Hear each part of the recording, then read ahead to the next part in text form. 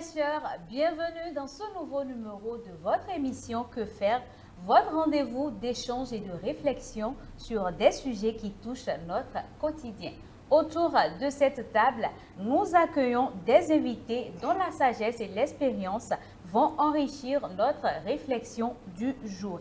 Comme toujours, ils sont deux qui nous accompagnent. On va donc les découvrir à tour de rôle. Diacre, soyez les bienvenus. Merci. Ravi de vous avoir sur ce plateau. Présentez-vous à nos chers téléspectateurs. Merci, sœur Eunice. Je suis Noël Gambet, diacre de l'Église des Assemblées de Dieu du Bénin, cité La Gloire de Dieu de Yenadjro, plus précisément. Merci d'avoir répondu à notre invitation. Servante Merci. de Dieu, soyez également les bienvenus. Merci, ma sœur. Présentez-vous à nos chers téléspectateurs. Floride Odoulami, pasteur sur l'église Chapelle internationale des Rochers. Merci d'avoir accepté notre invitation. Merci à vous. Chers téléspectateurs, le thème qu'on aborde aujourd'hui, c'est la prière en couple. La prière en couple. Ma toute première question s'adresse à vous, diacre. Oui. Dans un contexte général, qu'est-ce qu'on peut comprendre par prière? Alors, on va faire simple. Pour moi, la prière, c'est un acte de communication entre une personne, un groupe de personnes et une entité. Celle-ci, on peut l'appeler Dieu ou divinité selon celui ou celle qui l'invoque. Donc, quand on évoque une divinité, c'est aussi la prière. Bien sûr. D'accord. Êtes-vous du même avis que le diacre?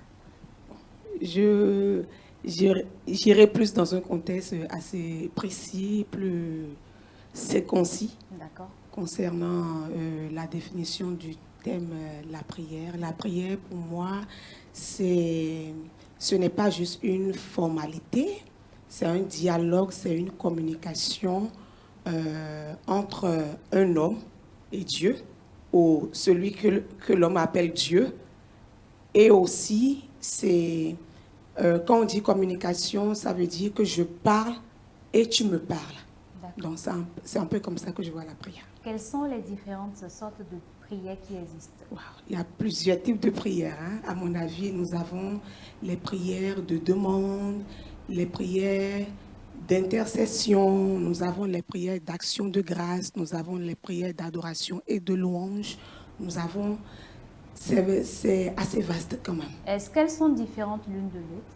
Ben ouais, elle diffère. Si je prends par exemple la prière d'intercession ou la prière de demande, juste au cours de cette prière-là, je demande quelque chose à Dieu, je formule des besoins ou j'intercède pour quelqu'un. Mais quand nous parlons par exemple de la prière d'adoration ou de louange, c'est un moment au cours duquel nous magnifions Dieu, nous élevons son nom, nous adorons son nom. D'accord, merci beaucoup. Merci. Diacre, Oui. est-ce qu'il y a des sortes de prières, différentes sortes de prières où il n'y a qu'une seule prière? Non, exactement ce que Madame Pasteur a dit. Oui. Et il y a plusieurs sortes de prières et elle vient de les citer. Effectivement, la prière d'adoration, la prière de louange. Vous louez Dieu quand on est dans la joie. On loue Dieu pour ses merveilles. On loue Dieu parce qu'il nous a sauvés. Quand vous regardez tout ce que vous avez été par le passé et qu'il vous a tiré de là-bas, ça mérite louange. Et en fait, il y a aussi les prières d'intercession, comme elle l'a dit. On prie pour le salut des âmes de quelqu'un d'autre, d'autres groupes de personnes, d'individus. Voilà, il y a plusieurs formes de prières qu'on peut classer en 5 catégories, comme elle vient de le faire. D'accord. On parle ici de la prière en couple. Qu'est-ce que cela veut dire? Prière en couple, souvenez-vous, la Bible a dit que 2 ensemble valent mieux qu'un. Et ça veut dire que si vous êtes ensemble, vous devez adorer Dieu ensemble. Pour qu'il y ait prière en couple, ça veut dire qu'il y a déjà couple. Oui. Couple, ça veut dire deux personnes qui sont ensemble, c'est ça? 2 personnes de sexe opposé. Il faut préciser. D'accord, Diacre. C'est utile de faire cette précision Tout à l'heure, à l'entame, vous m'avez posé une question dans un contexte général que j'ai défini. Oui. Alors, donc, si je dis, je reste toujours dans le contexte général, ça peut prêter à confusion. Donc, un couple, ici, dans un contexte chrétien, c'est deux personnes de sexe opposé. Dans un contexte chrétien, c'est deux personnes de sexe opposé. Et quand... Maman, on parle de la prière en couple. Oui. Qu'est-ce qu'on peut comprendre de ce thème? Ah, mais bon, ce thème est assez très intéressant à mon avis. La prière en couple, pour moi, c'est le moment qu'un mari et une femme passent à genoux ou dans n'importe quelle posture en relation avec le Créateur. D'accord. Qu'est-ce qu'un couple chrétien? Un couple chrétien, c'est assez simple. Hein. La Bible a été vraiment précis par rapport à ça. Un couple chrétien, c'est un homme et une femme chrétiens nés de nouveau qui décident de se lier par les liens du mariage et aussi qui ont la foi comme la fondation de leur foyer. Donc, ce n'est pas deux personnes en concubinage. Je réserve ma réponse pour plus tard. D'accord. Diacre, je suis à vous. Oui. Qu'est-ce que vous comprenez de cette question? Le couple chrétien. Oui, le couple chrétien. Je vais toujours faire simple. Le couple chrétien, pour ma part, est un couple dans lequel les deux membres, ou bien les membres, si vous voulez, ont confessé Christ comme leur sauveur et Seigneur, personnellement. Donc, ce n'est pas qu'ils se sont unis devant le Seigneur. Unis devant le Seigneur, ça dépend. Imaginez que vous avez deux personnes qui étaient déjà ensemble avant de connaître le Seigneur. Est-ce que vous n'allez pas les appeler couple chrétien? D'accord. C'est simple que ça. Ok. Et quelle place la foi occupe dans un couple chrétien? Mais, une grande place. La foi, si vous n'avez pas la foi, déjà individuellement, vous ne pouvez pas demander quelque chose et l'obtenir. Vous ne pouvez pas collaborer avec Dieu. La Bible dit, la parole de Dieu, excusez-moi, la parole de Dieu a été claire là-dessus. Et si vous avez la foi, vous pouvez déplacer des montagnes. Donc, il y a une condition. On a dit si, on n'a pas dit d'aller prier seulement, mais vous priez en fondant votre prière sur la foi. Est-ce qu'on doit dire que la foi est la base ou doit être la base d'un couple chrétien? Bien sûr, si vous ne partagez pas la même foi, il vous serait difficile de vivre ensemble. D'accord. Maman, je suis à vous. Quelle place la foi doit être occupée dans un couple chrétien? La foi, selon moi, c'est le ciment même de l'union, c'est le ciment du couple chrétien, c'est la fondation en elle-même du couple chrétien. D'accord. Pourquoi est-il important? Est-ce que d'abord, un couple chrétien doit prier ensemble? Wow.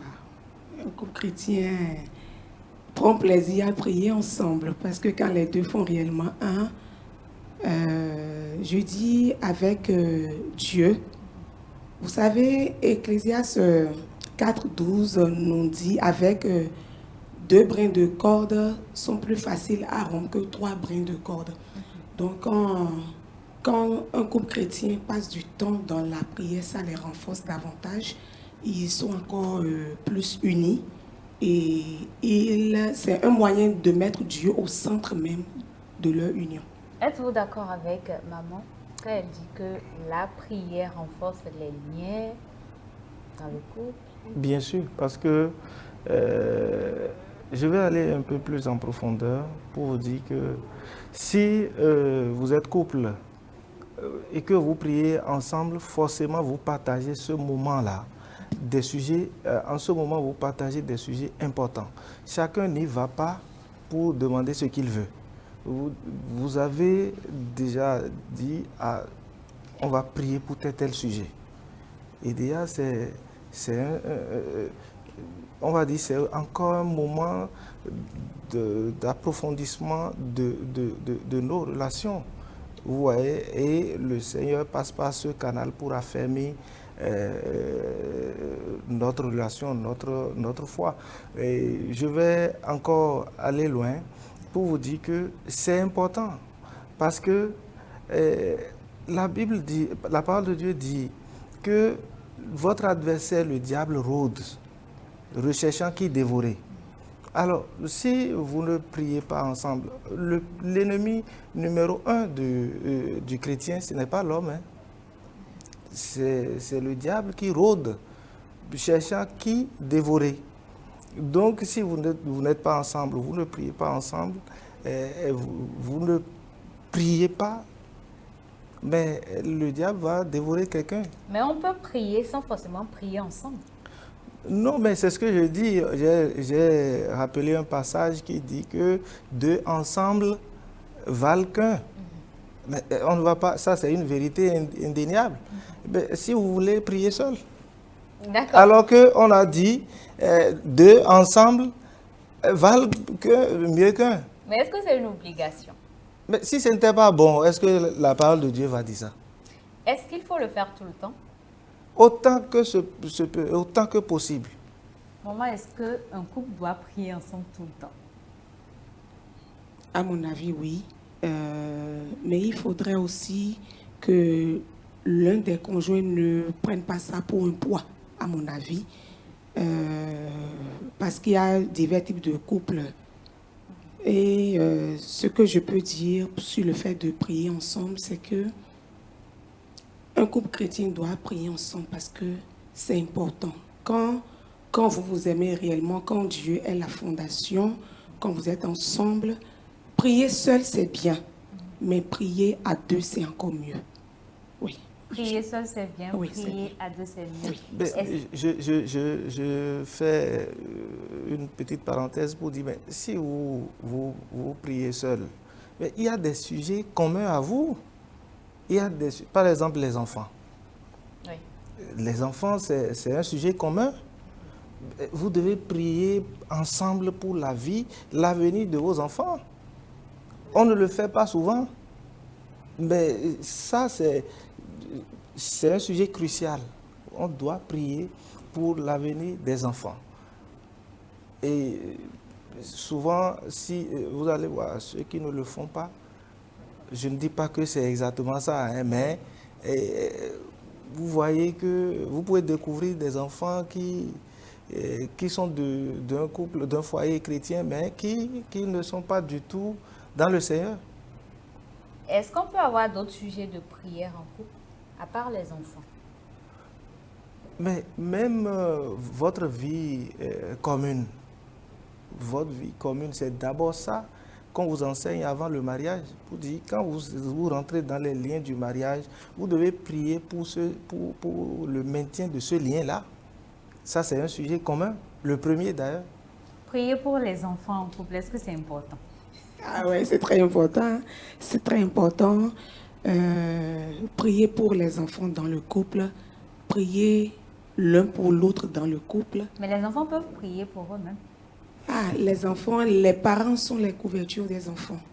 Et la Bible dit aussi longtemps qu'un enfant demeure un enfant qui n'est pas bon de lui remettre la royauté. Donc, il va falloir que l'enfant patiente un peu. Donc, papa et maman, Dieu les a mis là pour être une couverture pour lui. Et enfant, on dit avant de battre donc, il faut que les parents sachent comment faire pour s'agenouiller, prier pour leurs enfants, prier pour leur famille même, leur projet et tous les sujets possibles. D'accord. Est-ce qu'il peut y avoir des obstacles qui peuvent venir empêcher la prière commune? Oui, il y a pas mal d'obstacles.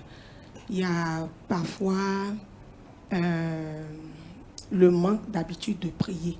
Peut-être l'un a plus tendance à prier, l'autre, il n'arrive pas à prier et peut-être l'un perd patience. Là, ça peut arriver. Il y a aussi la fatigue parce que quand l'un ou l'autre revient du travail le soir, ce n'est pas toujours facile.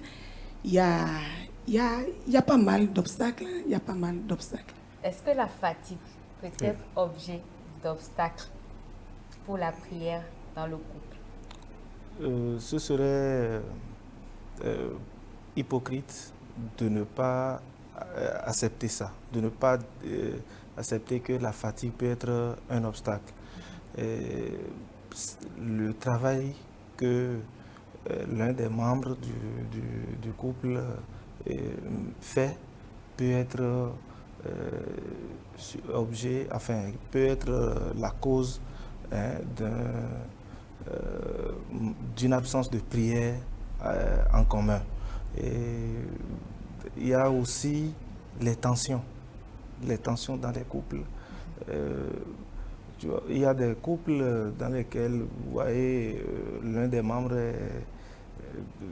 est très affairé à la prière, mais peut en même temps être vraiment celui-là qui pose problème tout le temps. C'est bizarre. Il faut être honnête en le disant. Et j'ai parlé des tensions, et j'ai parlé de la fatigue. Il y a la négligence aussi. La négligence, il y a des gens qui, par nature, sont négligents. Donc, il dit, on va prier à 23 heures. Hein, je me repose un peu d'abord, mais tous les jours, c'est un refrain pour lui, le même refrain. Donc, il y a la négligence. Mais je pense que le facteur que l'ennemi utilise le plus, c'est les tensions dans les couples. S'il y a tension, vous ne pouvez pas prier. Ce n'est pas possible. Pourquoi? Mais qui va accepter la prière là? Mais la prière n'a rien à voir avec les tensions. Il faut, je comprends votre humour, mais vous n'êtes pas sans savoir qu'il faut être dans des prédispositions pour bien prier.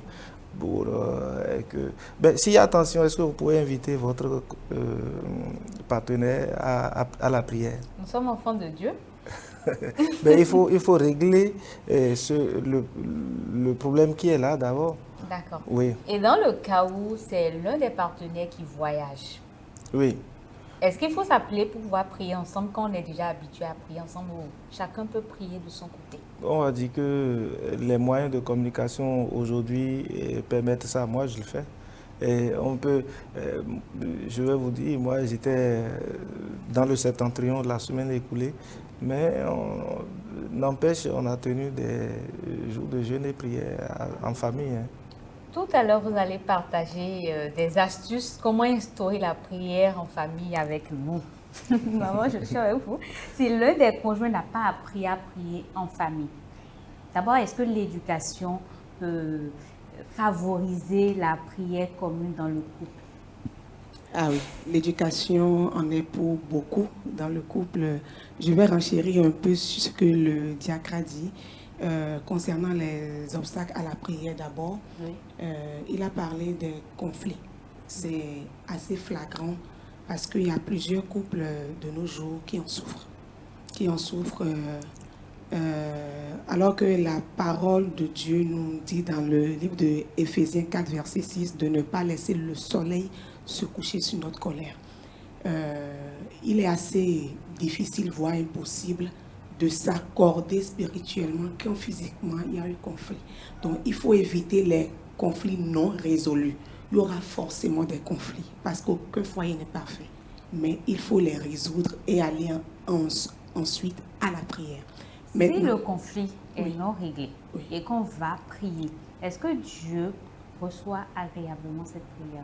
Ce serait assez étonnant de ma part. Ce que je dirais, la parole de Dieu déclare que lorsque deux personnes s'accordent en esprit et sur le même sujet, cela leur est accordé par le Père dans les cieux. D'accord. Donc, ne pas être en accord et demander quelque chose, c'est un peu taper du vent, à mon avis. D'accord. On parlait d'éducation. Oui. L'éducation est assez importante. La culture de la prière s'instaure depuis l'enfance dans la vie d'un être humain. L'un peut venir d'une famille chrétienne où on a appris à prier. L'autre pourrait venir d'une famille qui a connu le Seigneur peut-être à un âge avancé. Donc, ça, c'est des cas qui sont assez fréquents dans le corps de Christ actuellement, mais je pense que c'est surmontable. D'accord, mais comment encourager la prière en famille, surtout quand l'un des conjoints n'a pas appris ça depuis sa maison, sans créer des tensions? Oui, je demanderai deux choses. Je vais demander la douceur et la patience. Parce que l'un sera à un niveau donné presque agacé. L'autre sera c'est un peu comme si on me dérange trop, mais les astuces qu'on peut utiliser, à part la douceur et la patience, il faut aller à petite échelle.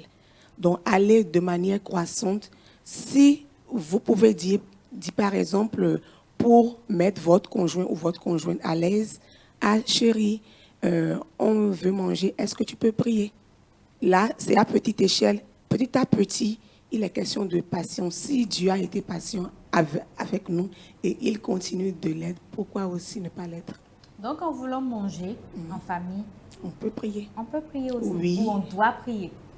On doit prier normalement, mais parlant d'astuces, ça peut être une stratégie pour l'amener à prier, soit au coucher, soit tôt le matin, ou avoir un jour de la semaine où on partage des méditations en famille. Tout ça aide. D'accord. Diacre, est-ce que vous pensez aussi que l'éducation a son rôle à jouer dans l'affaire de prier en couple? Bien sûr, et c'est là qu'intervient le rôle de l'Église. L'Église. Et les enseignements qui se développent dans l'Église que vous fréquentez constituent une base pour votre vie chrétienne en général. Si vous n'avez pas de très bons enseignements, je crois l'apôtre Paul l'a dit aussi, et quand vous donnez votre vie au Seigneur, mais c'est progressivement que vous devenez adulte dans le Seigneur et on vous enseigne ce qu'il faut. Donc la qualité de l'enseignement est importante, vous voyez. Donc je reprécise, le rôle de l'Église est important. Personne n'est né ou bien personne ne naît homme de prière ou femme de prière. Non, c'est-à-dire que c'est sur la base des enseignements que vous recevez. Et plus précisément à l'église. Est-ce que vous voyez? Chez nous, par exemple, c'est pas que je fais l'éloge de l'église des Assemblées de Dieu, mais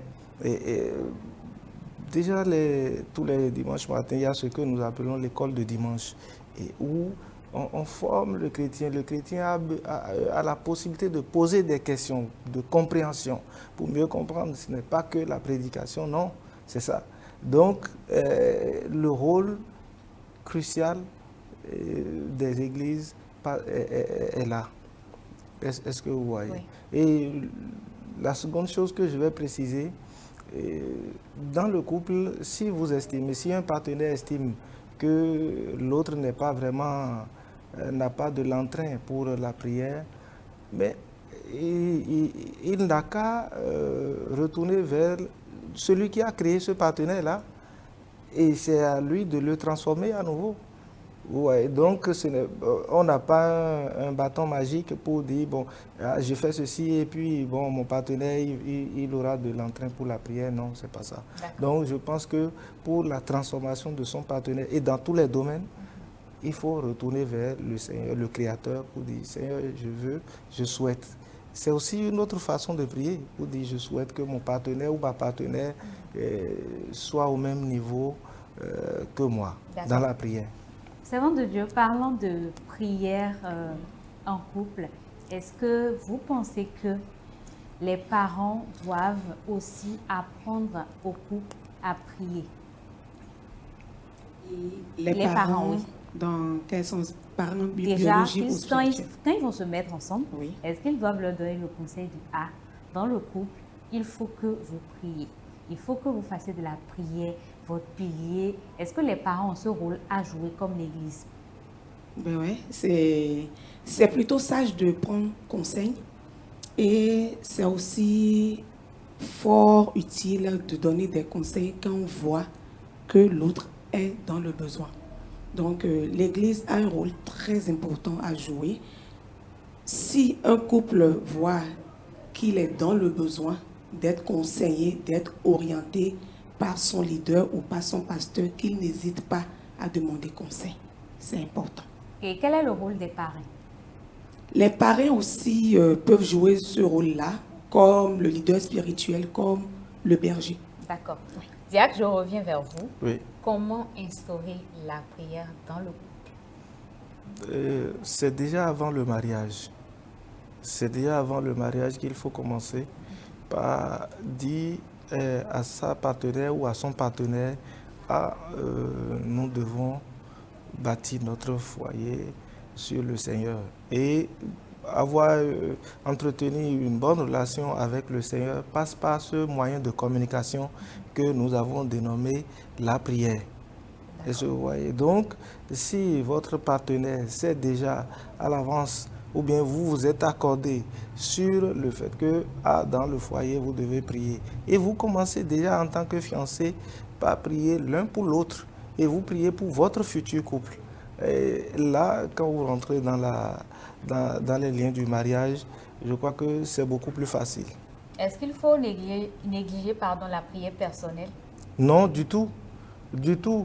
Il faut la prière personnelle, vous pouvez la faire à n'importe quel moment.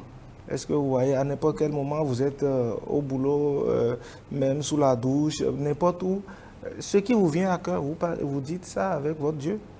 Et donc, vous n'avez pas à attendre le moment où vous serez ensemble avec votre partenaire pour dire, bon, je vais faire mes prières personnelles, non. Vous êtes marié, vous avez des enfants. Oui. Partagez avec nous vos journées. Oui. En ce qui concerne la prière, bien sûr. Bien sûr, voilà. En ce qui concerne la prière, il y a ce que nous appelons la dévotion matinale que nous faisons quand on se réveille. On prie en famille avec les enfants et quand on se retrouve également le soir, avant d'aller au lit, on se retrouve, on partage la parole de Dieu ensemble et on prie. Je précise quelque chose. La prière sans la parole de Dieu, c'est comme si vous prenez un enfant, vous lui donnez la même nourriture tout le temps, ou bien vous lui donnez de l'eau tout le temps, sans le repas. Qu'est-ce qu'il serait? Il va certainement mourir. Hein? Voilà, donc il serait chétif. C'est vrai. Voilà. Maman, quelle place accorder à la prière personnelle dans le couple? Ou est-ce qu'il faut laisser la prière personnelle? Je disais tantôt que prier seul est bien et prier à deux, c'est encore mieux. Il ne faudrait pas laisser la réticence de l'un des conjoints être un blocage pour sa propre croissance spirituelle. Donc, la prière individuelle, oui, je peux le dire ainsi, elle est très importante parce que un jour, on ne va pas se retrouver au paradis à deux, hein, mais seul. Donc, la prière, c'est qu'on soit au paradis à deux. Non, pas à deux comme ça, mais chacun sera jugé. Okay. Oui. Voilà, donc tout dépend de la relation que tu as construite. Et sans oublier encore que les deux font un aussi longtemps qu'ils sont vivants. Oui. Donc, prier seul, oui, mais prier à deux, c'est encore plus intéressant. D'accord. Comment instaurer la prière dans le couple? Voilà. L'instauration de la prière dans le couple passe, je le disais plutôt, par les moments que nous passons à deux. À deux, c'est vrai que d'aucuns penseraient à se promener, à se faire peut-être des câlins, tout, mais la prière d'abord, c'est encore mieux. L'instaurer par de petits moments ou de grands moments selon ce que chaque famille a défini. Le diacre parlait tantôt de sa journée de prière. C'est un très bon modèle à mon avis.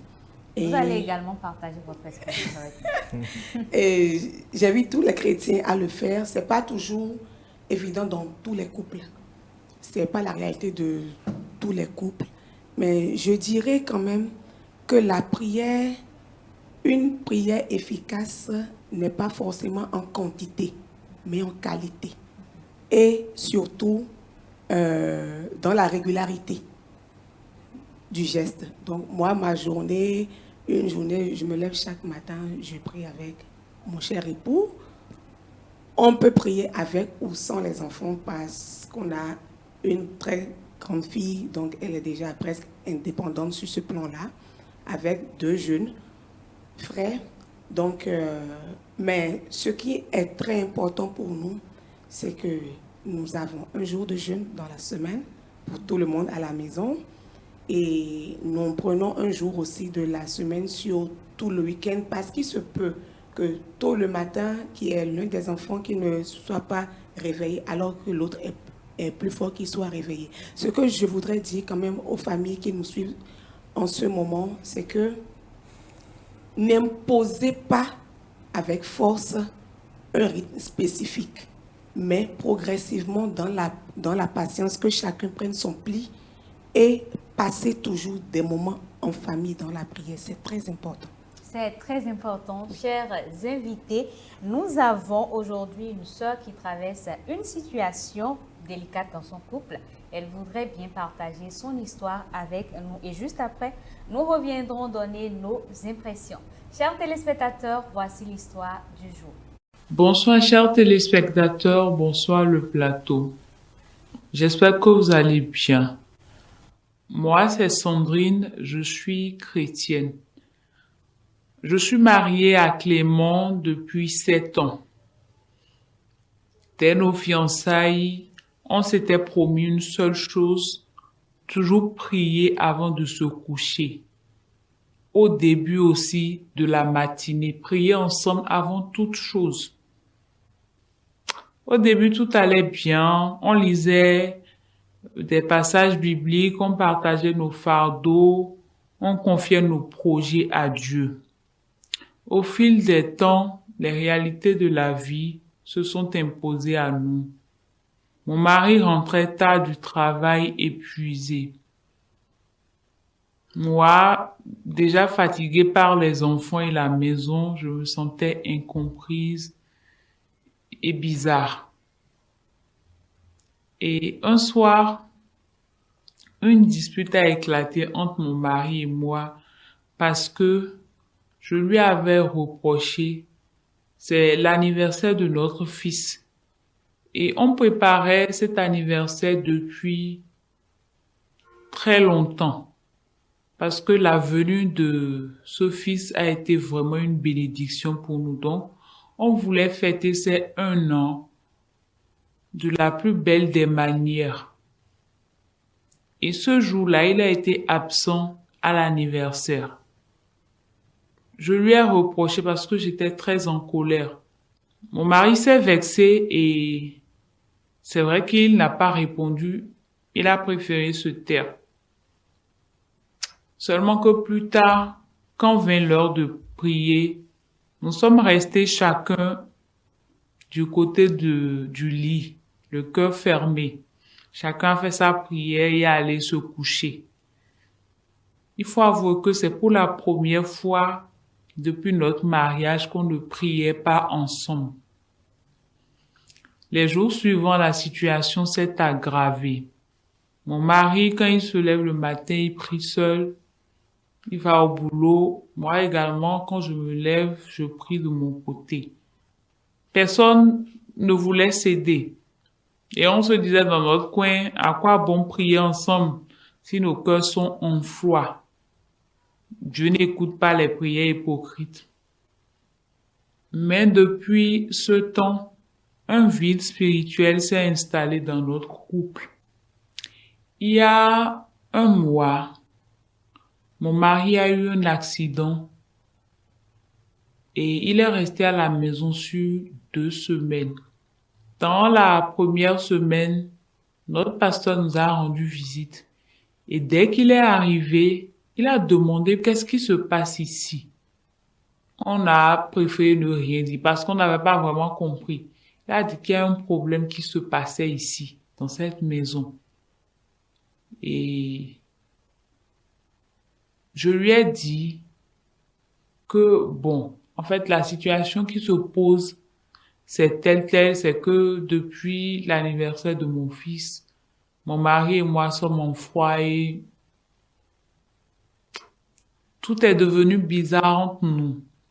Le pasteur nous a parlé et il nous a dit que la force d'un couple, c'est la prière et surtout qu'il faut qu'on prie ensemble tout le temps comme on en a l'habitude. J'ai compris et ça me manquait aussi, le fait de ne pas prier avec mon mari, mais à cause de l'ego, personne d'entre nous n'a voulu céder. Mais je voulais que mon mari comprenne, qu'il s'excuse d'avoir manqué l'anniversaire, au moins qu'il puisse s'exprimer et qu'on passe à autre chose. Mais il n'a pas voulu le faire. Et c'est ça qui m'a blessée. Et je suis restée dans mon coin. Après le départ du pasteur, rien n'a changé. Le soir, je me suis rapprochée de mon mari. Je lui ai dit qu'on allait prier avec les enfants. Il m'a dit de prier, qu'il est occupé. Les jours suivants, ça a continué. Moi, ça m'a fatiguée. J'ai repris avec mon habitude de prier seule avec mes enfants. Depuis un mois, la situation n'a pas changé. Et là, je suis vraiment fatiguée. Je suis fatiguée de cette situation. Je sens que cette situation ne nous arrange pas. Et j'ai l'impression même que Dieu est fâché contre nous. Parce qu'on a de petites situations dans la maison. Je me demande comment faire pour régler cette situation et pour en finir définitivement. Puisque le pasteur est déjà venu nous parler, j'ai réfléchi, je ne sais vraiment pas comment faire. Mais je veux que tout change dans la maison, qu'on reprenne avec notre vie de prier ensemble, cette communion qu'on avait. C'est pourquoi je me tourne vers vous aujourd'hui. Je demande votre aide, je demande des conseils. Que faire? Merci à notre chère sœur pour ce partage. Chers invités, nous venons de suivre une histoire une histoire un peu délicate et on dira que c'est la réalité de beaucoup dans les foyers. Avant d'entrer dans une analyse plus profonde, je voudrais d'abord avoir vos premières impressions. Wow. Oui. Je peux dire que ça m'a beaucoup touchée parce que je suis une mère et une femme aussi, une sœur. Quand tu es très concentré, que tu suis du début jusqu'à la fin, tu vois la douleur d'une femme, la douleur d'une épouse, la douleur d'une mère. Mais je dis aussi que ce n'est pas une fatalité parce qu'il n'y a pas de problème sans solution. Je le dis toujours à mes enfants dans la foi, s'il n'y a pas de solution, c'est qu'il n'y a jamais eu de problème. Donc s'il y a un problème, il y a toujours une solution et par la grâce de Dieu, je prie qu'en ce moment que le diacre et moi, que Dieu a permis que nous soyons ici avec ton assistance, qu'on puisse être d'une précieuse aide pour cette sœur en Christ-là. On va aussi dire avec l'assistance du Saint-Esprit. C'est lui en premier. C'est lui en premier. Diacre, après avoir écouté l'histoire de notre sœur, qu'est-ce que vous ressentez? C'est très touchant, effectivement. Excusez-moi. C'est une histoire très touchante. Mais je vais dire que le pardon est un acte de grandeur. Si vous me permettez, je vais ouvrir en même temps le débat là-dessus. Le pardon dans le couple est encore autre chose. On doit pardonner autant que possible, autant de fois qu'on est offensé. Parce que ça fait du bien à soi-même d'abord. Si vous ne pardonnez pas, puisque elle-même, elle s'est retrouvée en difficulté. Contrairement à Madame Pasteur, je vais dire qu'elle s'est mise en difficulté. Donc, c'est sa faute. Non, je n'ai pas dit ça, mais j'ai dit elle s'est mise en difficulté parce qu'elle a permis à une reine de s'installer en elle. La Bible dit, la parole de Dieu dit qu'il ne faut pas permettre que le soleil se couche sur votre colère. Mais elle a fait un reproche à son mari. Comment elle a s'attendait- fait? Je vais revenir là-dessus. Ce n'est pas parce que je suis un homme, mais je vais vous dire quelque chose, c'est un secret. Dieu a donné une âme très puissante à la femme. Vous savez que la femme est plus forte que l'homme? Est-ce que vous savez ça? On vient de... La femme, non, on n'est pas la femme, c'est vrai, la femme est tirée de l'homme, mais on n'aide que quelqu'un qui est faible. Ah oui.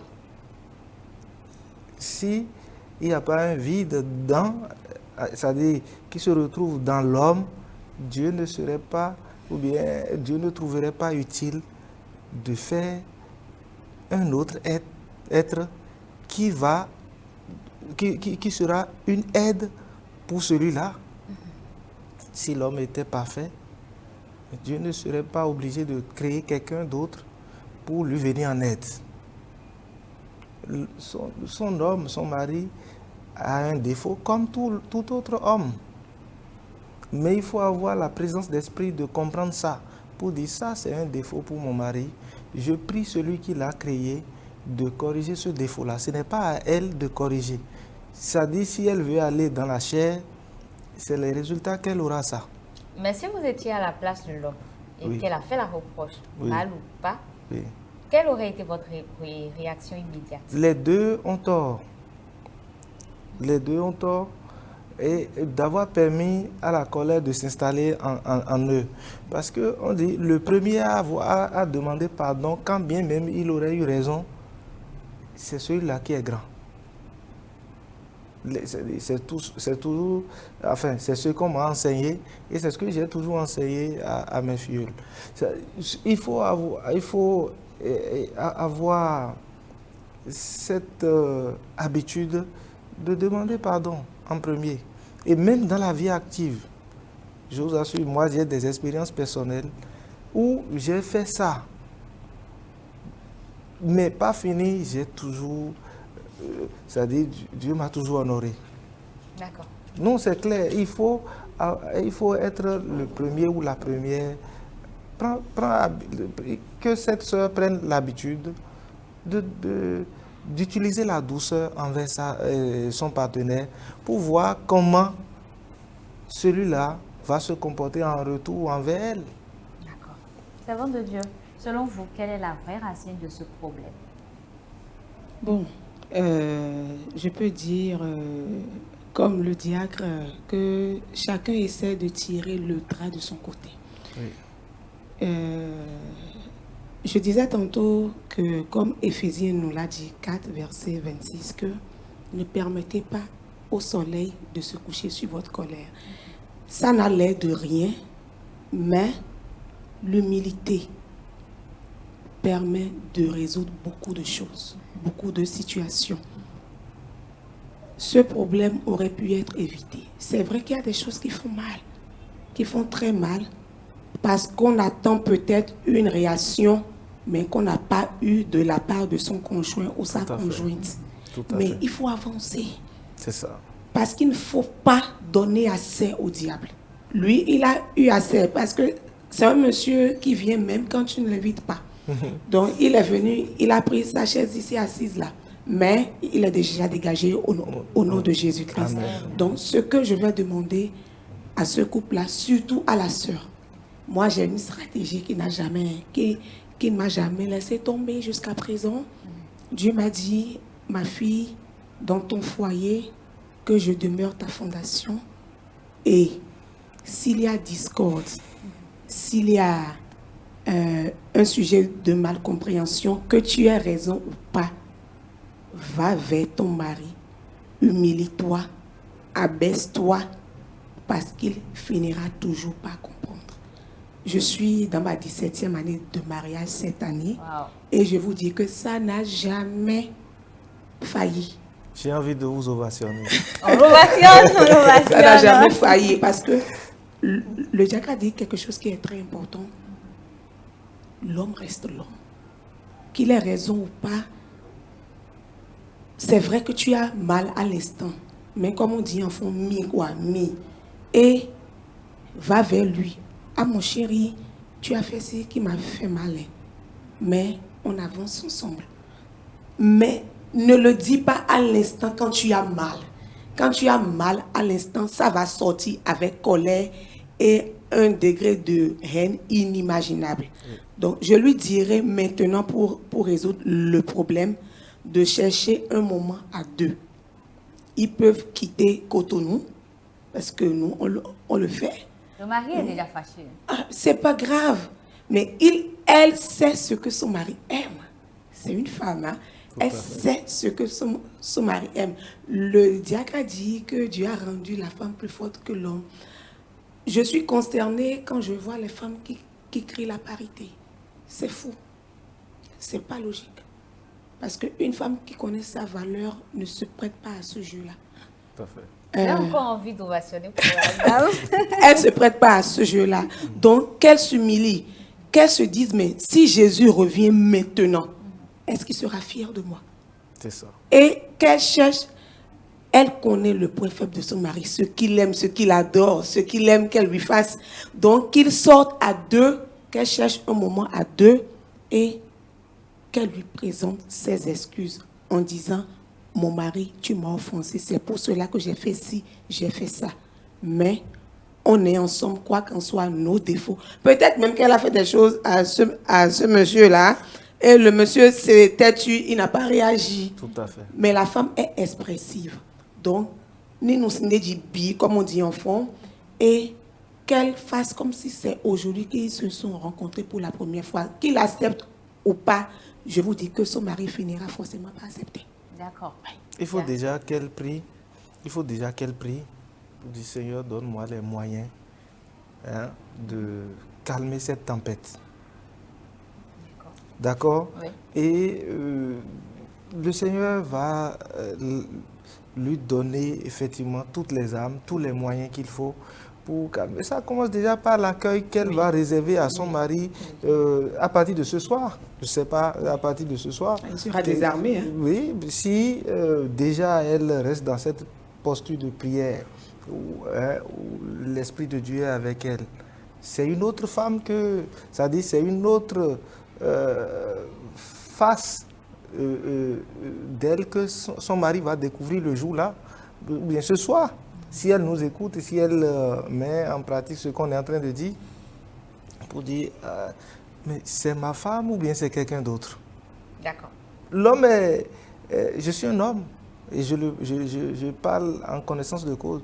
Si tu vois ta femme qui vient vers toi tout en douceur, mais il n'y a pas meilleure reine que ça. Tu dis, mais je suis roi, voici ma reine qui vient. Et tu es aux anges. Je prends note. Voilà, donc tu es aux anges. Tout ce que tu n'avais pas envie de donner, tu libères, hein, au-delà même. D'accord. Bien sûr. Si vous avez un conseil à donner au couple en général, ce serait lequel dans le contexte? C'est ce que j'ai dit. J'ai commencé par dire d'entrée de jeu. Je disais que le premier à demander pardon est grand. Je voudrais inviter aussi l'homme, le chef de ce foyer-là, à comprendre que en réalité, c'est lui qui a le plus grand rôle. Il a à jouer le rôle de père, de grand frère, d'ami, et que sais-je encore, hein, pour dire, bon, écoute, ce que tu as fait est mauvais. Mais si j'étais ton père biologique, je ne veux pas te tuer pour ça.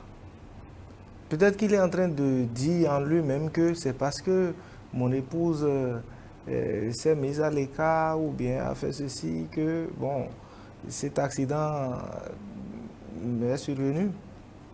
Oui. Il peut dire ça, mais il faut qu'il oublie ça. Et il ne faut pas qu'il pense que c'est réellement ça, non. Il faut qu'il prenne de la hauteur, comme on le dit, de la hauteur, Vous dites, bon, j'ai de compte à rendre à quelqu'un de comment j'ai géré mon foyer. Puisque si ça part en fumée, ben, il a de compte à rendre à Dieu. Vous voyez, donc, ne serait-ce que pour ça, il faudrait qu'il revienne en lui-même et que si sa femme faisait le pas aussi, qu'il ne laisse pas traîner les choses parce que les dégâts, on ne peut pas tout réparer. Hein. Après le dégât, on n'aura les yeux que pour pleurer. Vous dites, ah, si on le savait, on se serait compris un peu plus tôt. Vous voyez, oui. Pour être sous l'abri du Très-Haut. D'accord. Merci. Pasteur, avez-vous un mot à l'endroit du mari, du chef de ce foyer? Wow. Je dirais à ce papa-là, ce mari, cet époux, ce confident, je vais dire, pour notre sœur, parce qu'on sent dans l'histoire que c'est une femme qui aime beaucoup son mari, qui aime énormément son mari, parce qu'elle se sent un peu perdue. Donc, ce qui est passé est passé. Papa, ce que vous avez à faire, c'est d'accepter votre épouse et de vous soutenir mutuellement.